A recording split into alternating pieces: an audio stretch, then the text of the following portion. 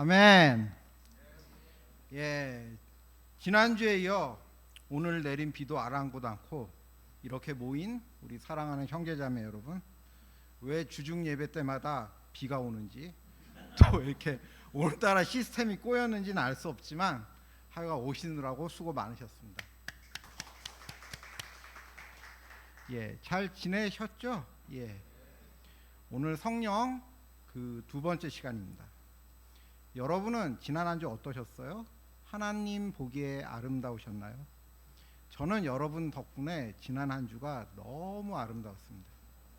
무엇보다도 여러분과 함께 성령의 아름다움을 나눌 수 있어서 하나님한테 감사드리고, 그래서 그런지 오늘따라 하나님께서 저희에게 선물로 주신 여러분이 더 아름다워 보이는 것 같습니다. 예. 잠시만요, 이게 화면이 나오는지 모르겠네.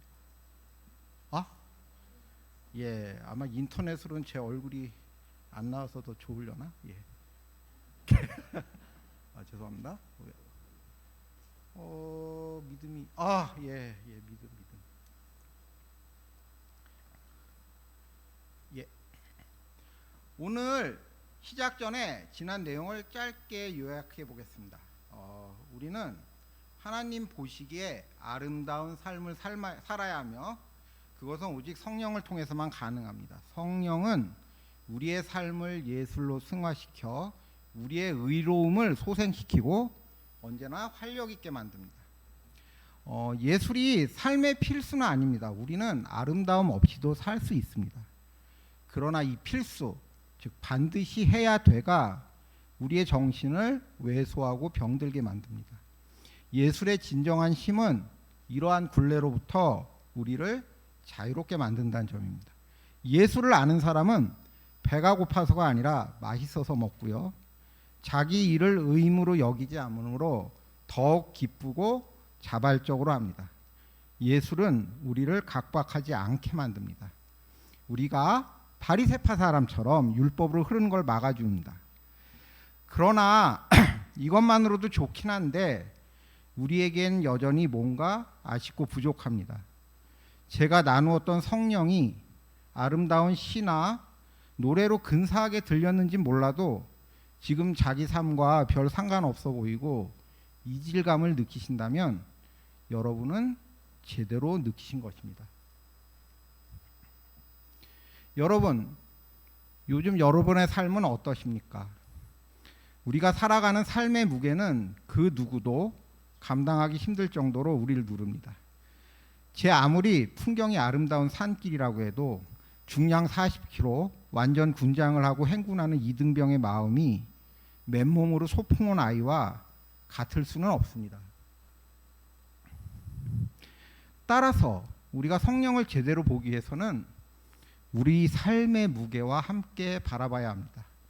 우리가 성령의 이러한 측면을 잘 이해하기 위해서 먼저 인격적 존재라는 의미를 짚어볼 필요가 있습니다.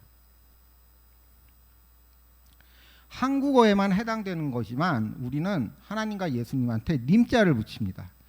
호칭에 님을 붙이는 건 무슨 의미일까요? 무슨 의미일까요? 존경심? 예, 뭐 존경심도 맞는데 님자를 붙이는 거는 인격적 존재라는 의미죠.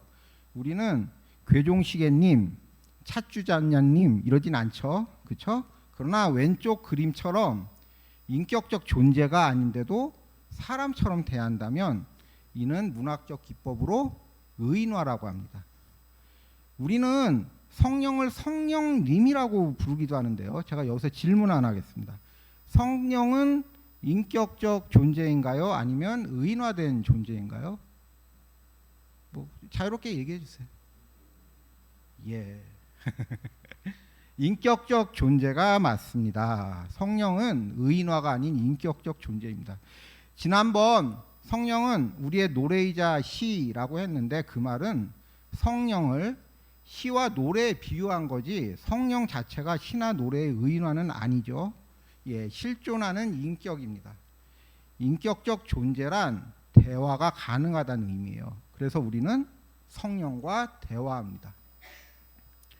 성령은 하나님의 영혼이자 예수님의 영혼입니다. 따라서 성령과 대화한다는 의미는 나의 영혼이 하나님 또는 예수님의 영혼과 대화한다는 의미입니다. 서로 대화는 하는데 마음이 닫힌 채 형식적으로 말만 주고받는 것을 우리는 영혼 없는 대화라고 합니다. 영혼 없는 대화는 진실 없는 대화 또는 쓸모없는 대화와 같은 말입니다. 그래서 성령과의 대화는 우리가 하나님 또는 예수님과 나누는 가장 진실한 대화입니다. 한국인은 누구나 다 이분을 존경합니다. 이순신 장군이야말로 저도 그렇고 한국인이 진심으로 사랑하는 분입니다. 이처럼 귀감이 되는 실존 인물을 위인이라고 합니다. 근데 신앙의 관점에서 예수님은 위인과 개념이 확연히 다릅니다.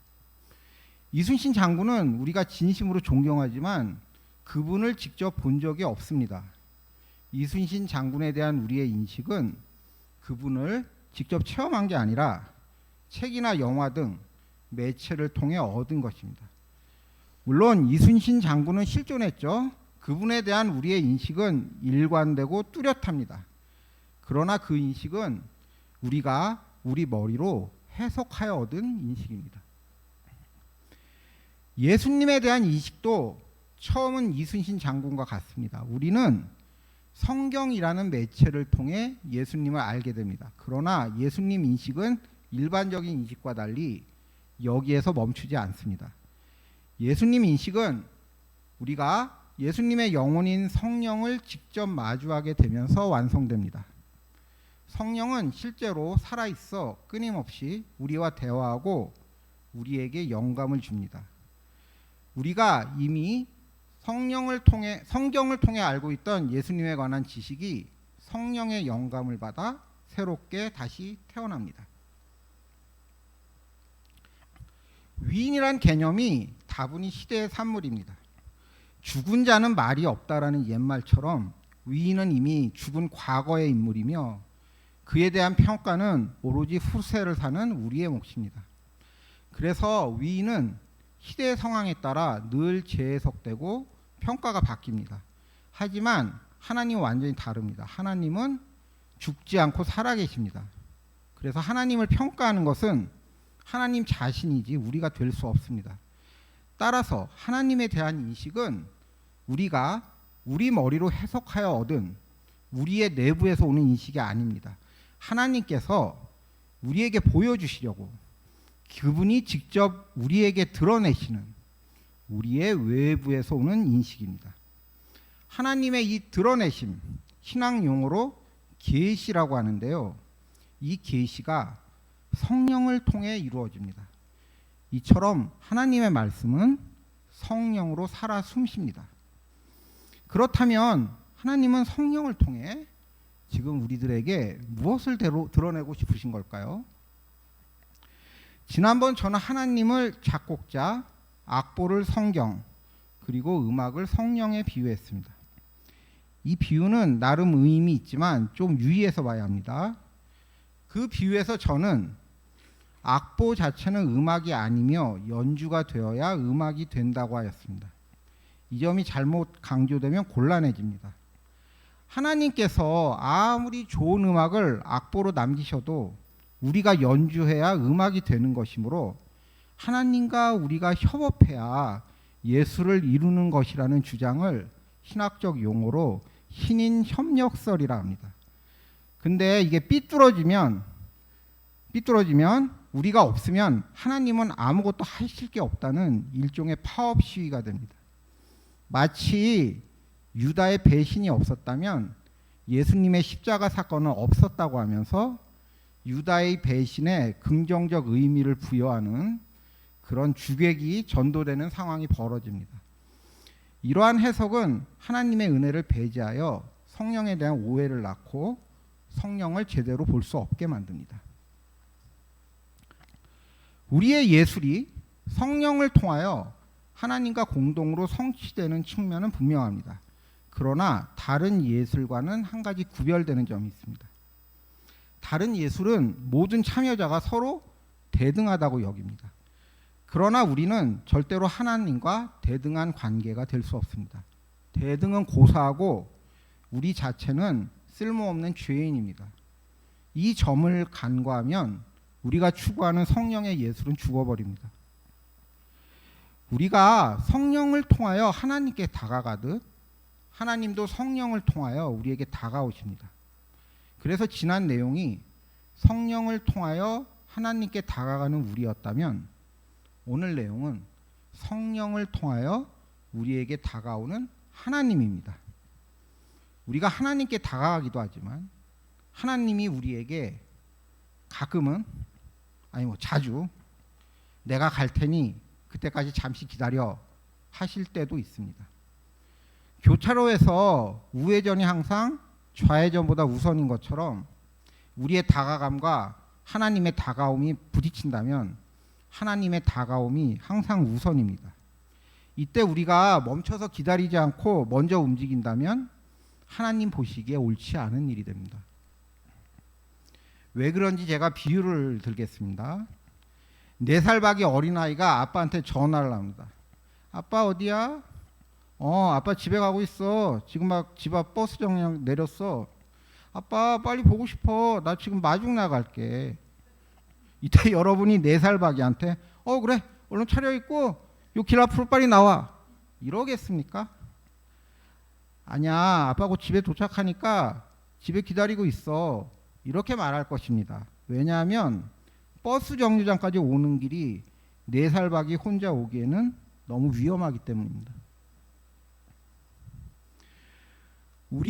우리와 성령의 대화는 아직 보호가 필요한 어린아이와 그의 부모가 나누는 대화와 같습니다. 또 다르게 보면 환자와 의사가 나누는 대화와 같습니다.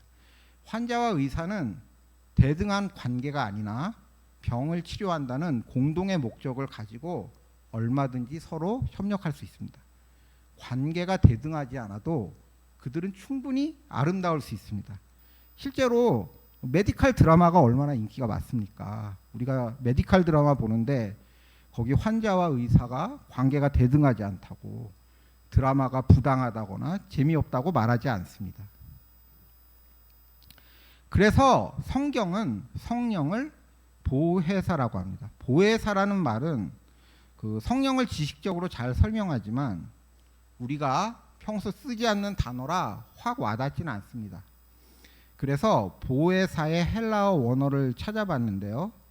보혜사의 헬라어는 파라클레토스입니다. 파라클레토스의 원뜻은 어떤 사람 편에 서서 그를 변호하고 상담하며 도와주는 자라고 합니다. 그러나 이런 외적인 도움뿐만 아니라 그 사람의 마음까지 보살펴 준다는 의미가 강합니다. 그래서 제가 고른 느낌이 확 와닿는 비유로 하면은 성령은 억울한 약자를 돕는 인권 변호사와 같습니다. 그래서 성령을 보혜사 대신 위로자라고 말하기도 합니다. 이 사진 속 식물은 저희 집에서 키우는 사랑초라는 식물입니다. 잎 모양이 하트처럼 생겨서 사랑초라고 불린다고 하는데 처음에 이 식물을 화분에 심었는데 시들시들 죽어가기 시작했습니다. 여러 가지 처방을 하며 정성껏 돌봤지만 아무 소용없었습니다. 그러다가 인터넷으로 알아보니 사랑초가 시들고 죽어가면 물병에 꽂아보라고 해서 이 사진처럼 사랑초를 뿌리채 물병에 꽂아봤습니다. 그런데 며칠이 지나자 놀랍게도 사랑초가 다시 살아나기 시작했습니다. 그래서 충분히 회복되면 화분에 다시 옮겨 심으려고 당분간 물병에 꽂아 키우고 있습니다. 사랑초를 살리기 위해 이것저것 해봤지만 다 소용이 없었고요. 그런데 그것도 무슨 배양액이나 특수 용액이 아닌 맹물에 꽂았을 뿐인데 다시 살아나는 게 너무 신기했습니다. 그게 저한테 얼마나 극적으로 보였는지 마치 사랑초가 저에게 저는 무엇보다도 물이 필요했어요 라고 아우성 치는 것 같았습니다.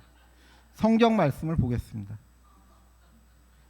에스겔서 37장 14절입니다. 내가 내 영을 너희 속에 두어서 너희가 살 수 있게 하고 너희를 너희 땅에 데려다가 놓겠으니 그때야 비로소 너희는 나 주가 말하고 그대로 이룰 줄을 알 것이다. 나 주의 말이다. 성경은 여기 외에도 여러 구절에서 한결같이 우리에게 생명을 주는 것은 성령이라고 말합니다.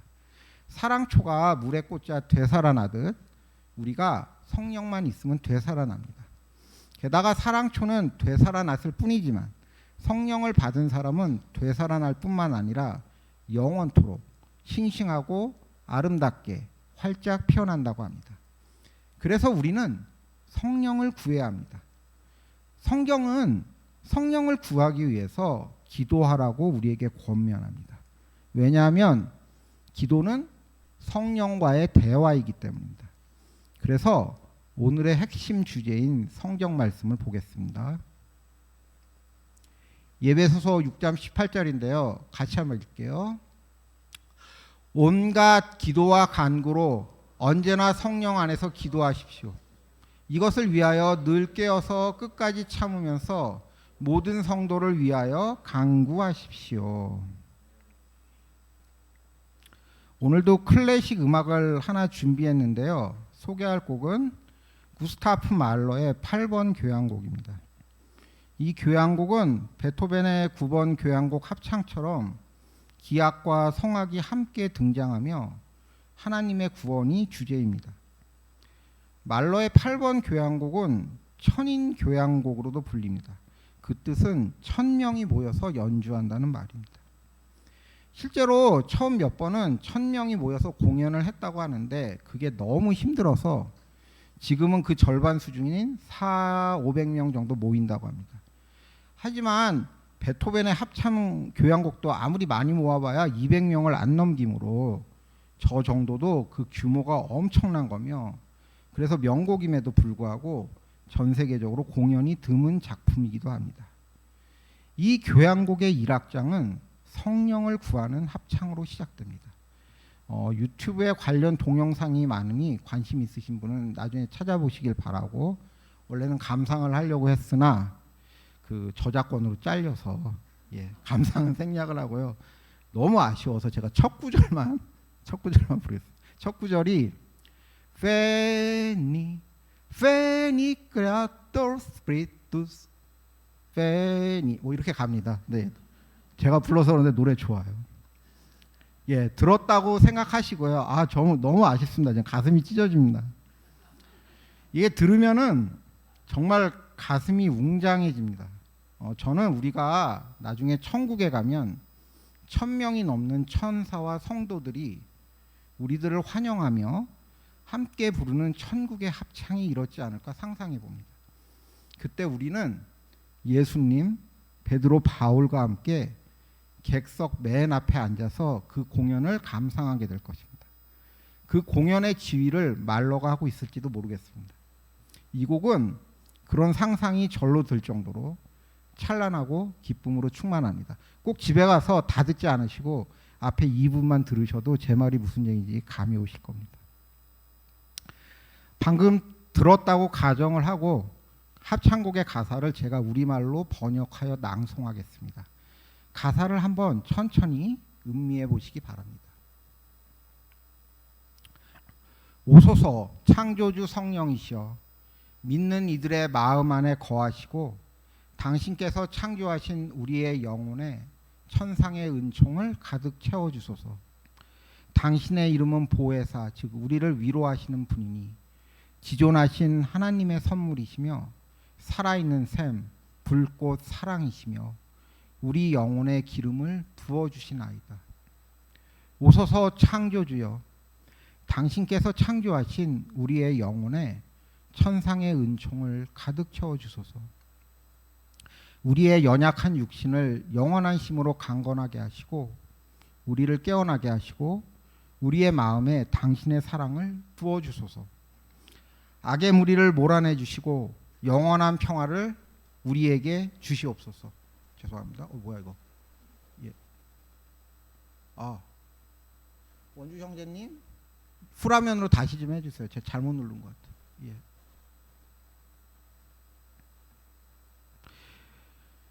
다시 읽겠습니다. 우리의 마음에 당신의 사랑을 부어주소서. 악의 무리를 몰아내 주시고 영원한 평화를 우리에게 주시옵소서. 우리의 길을 인도하시고 우리가 모든 환난을 피하게 해 주소서.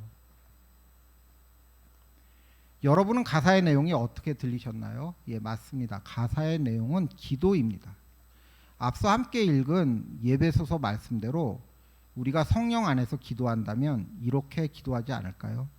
말로는 기도하는 마음으로 이 곡을 작곡했고 우리는 기도하는 마음으로 이 곡을 듣고 있는 것 같습니다. 이 곡은 영광으로 가득 차 있고 빛처럼 찬란하며 기쁨이 넘쳐 흘립니다. 그러나 말로는 이 곡을 작곡할 무렵 바닥을 알 수 없는 깊고 어두운 사망의 골짜기를 지나가야 했습니다. 그 무렵 그는 세상 그 누구보다 불행한 사람이었습니다.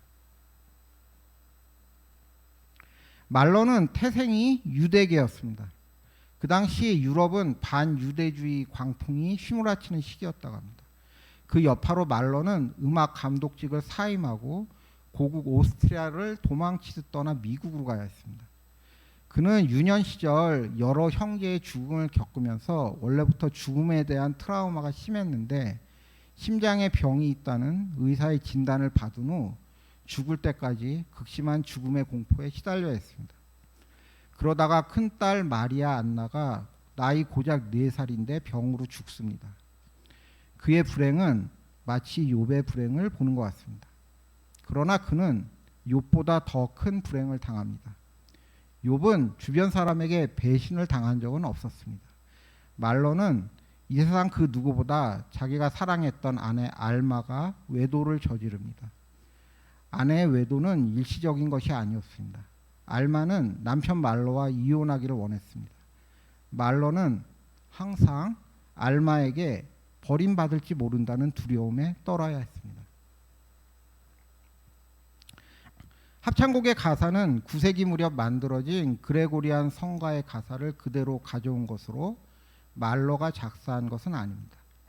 그럼에도 가사는 기묘하게 말러가 처한 상황을 반영하고 있어서 말러 자신도 저 가사를 자기의 기도라 여기며 자기 곡에 가져다 쓴 건 아닐까 상상해 봅니다.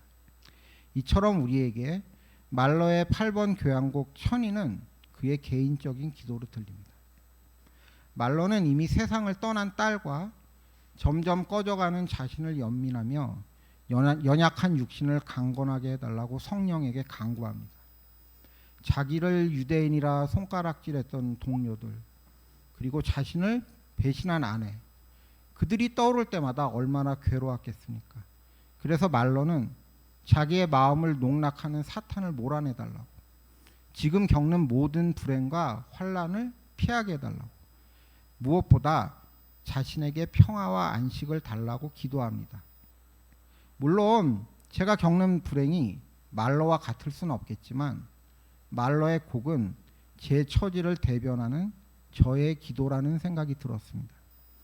저 곡은 누구나 예외 없이 삶의 가혹한 무게에 짓눌리고 있는 우리 모두의 기도이기도 합니다. 저는 말러에게 무슨 위로의 말을 건네면 좋을까 생각해 봤습니다. 우리가 말러의 바램을 우리의 바램으로 받아들일 수 있듯이 말러에게 건넬 위로의 말은 사실은 우리 모두를 위로하는 말일 것입니다. 그러나 저는 적절한 위로의 말을 찾을 수가 없었습니다. 이런 말을 생각해 봤습니다. 말러 선생님, 비록 지금 이 고난을 감당하기 힘들겠지만 선생님이 하나님을 끝까지 의지하면 이 고난은 반드시 극복하게 될 거예요. 언젠가는 하나님이 선생님의 슬픔을 위로해 주시고 또 다른 축복으로 채워주실 거예요. 근데 남의 불행을 보고 제가 감히 이런 말을 할 자격이 될 정도로 제 믿음이 굳건한가 이런 의구심이 들었고, 그러자 제 자신이 너무 낯뜨거워졌습니다. 이런 말도 생각해 봤습니다. 말러 선생님, 선생님이 겪으신 불행은 제 가슴을 아프게 하지만 선생님의 불행이 훌륭한 예술적 영감이 되어서 이처럼 위대한 예술 작품이 나오게 된 것에 대해 선생님의 열렬한 팬으로서 진정으로 감사드립니다. 이 말도 꺼내기가 조심스러웠습니다. 말러가 예술가로 살다 고난을 당한 거지 무슨 에밀레종도 아니고 그가 자기 예수를 이루기 위해 고난을 스스로 자초한 것은 아니지 않습니까? 상대방의 마음을 배려했다고 하기엔 말이 너무 성급하다는 생각이 들었습니다.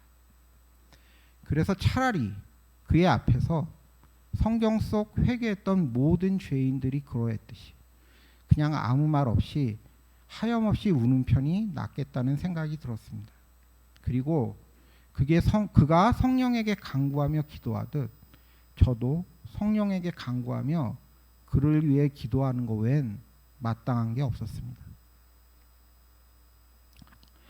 말러의 기도는 현실에서 무기력했습니다. 말러의 큰딸이 회당장 야이로의 딸처럼 부활한 것도 아닙니다. 아내 알마와는 가까스로 이혼은 면했지만 끝까지 싸늘한 관계였습니다. 본인 스스로 그처럼 건강을 챙겼지만 천인 교양국을 지휘한 지 얼마 못 가 50세의 나이로 세상을 떠났습니다. 그의 마지막 위안은 자기의 임종을 아내 알마가 지켜봤다는 것, 그리고 사랑하는 딸 옆에 묻혔다는 것뿐입니다. 그의 기도는 이처럼 현실에서 아무 소용없는 기도였습니다. 그러나 그의 현실이 그저 깜깜한 어두움이었던 것 이상으로 그의 기도는 찬란하게 빛이 납니다. 저는 저 곡을 들을 때마다 제가 그를 위로하기는커녕 제가 오히려 그의 부축을 받으며 성령을 마주한 채 그와 함께 기도하고 있다는 생각이 듭니다. 저의 기도와 그의 기도 모두 동일한 것을 소망하기 때문에 두 기도는 하나가 됩니다. 그래서 제 기도는 말러에게 면목은 없지만 제 볼품없는 목소리가 아니라 그가 만든 천상의 노래로 울려 퍼집니다. 설령 그 기도의 결과가 실망뿐이라고 해도 저는 그와 함께 끊임없이 기도하고 싶었습니다. 저와 그가 천상의 노래인 기도로 하나가 되었고 그것만으로도 다 이루어졌다는 생각이 들었기 때문입니다. 삶의 무게가 주는 고통은 아무리 가혹해도 견딜 수 있습니다. 사람이 정말로 견디지 못하는 고통은 자신이 어디에도 속하지 못했다는 외로움입니다. 아무리 삶의 무게가 고통스러워도 고통을 함께할 사람이 있으면 그는 외롭지 않습니다.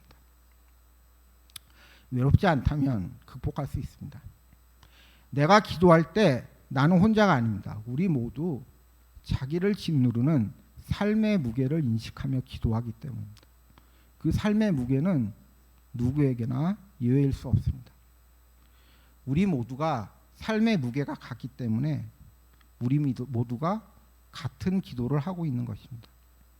같은 기도를 하고 있기 때문에 우리는 더 이상 혼자가 아닙니다. 때때로 우리가 서로 다른 기도를 하고 있다고 착각할 때가 있습니다. 그때 우리는 다시 외로워집니다. 하지만 그마저도 극복됩니다. 나를 위로하시는 성령이 항상 나와 함께 기도하고 있기 때문입니다. 그리고 나와 기도하는 바로 그 성령이 내가 다른 기도를 하고 있다고 여기는 사람과도 기도하십니다. 우리가 서로 다른 기도를 한다고 착각할 수 있으나 성령이 같다면 사실은 같은 기도를 하고 있는 것입니다. 때가 되면 성령은 우리가 이러한 착각에서조차 깨어나게 만드십니다.